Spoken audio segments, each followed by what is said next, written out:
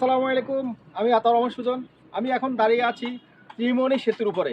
এটি গাইবান্ধার সাগাটা উপজেলা এবং গোবিন্দগঞ্জ উপজেলার মিলনস্থল হচ্ছে এই ত্রিমোহনী ঘাট। আর সেই ত্রিমোহনী ঘাটের উপরে নির্মিত হয়েছে ত্রিমোহনী সেতু, যে সেতুটি গাইবান্ধা জেলার মধ্যে সবচেয়ে বড় সেতু। এটি লম্বায় 335 মিটার।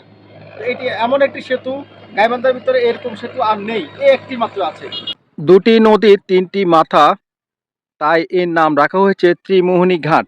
আর এই ত্রিমোহনী ঘাটের উপরেই তৈরি হয়েছে একটি সেতু, আর সেতুটির নাম হচ্ছে ত্রিমোহনী সেতু।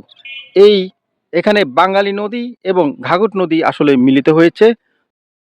নদী তো অনেক দেখেছেন, বাঙালি নদী অনেকেই দেখেন নাই। তো আমরা চেষ্টা করেছি আমাদের এই ভিডিওর মাধ্যমে আপনাদেরকে বাঙালি নদী দেখানোর জন্য। এই যে হলো বাঙালি নদী, আর নদী পাড়ে প্রচুর পরিমাণে চাষ হয়েছে আলু এবং সরিষা ইত্যাদি।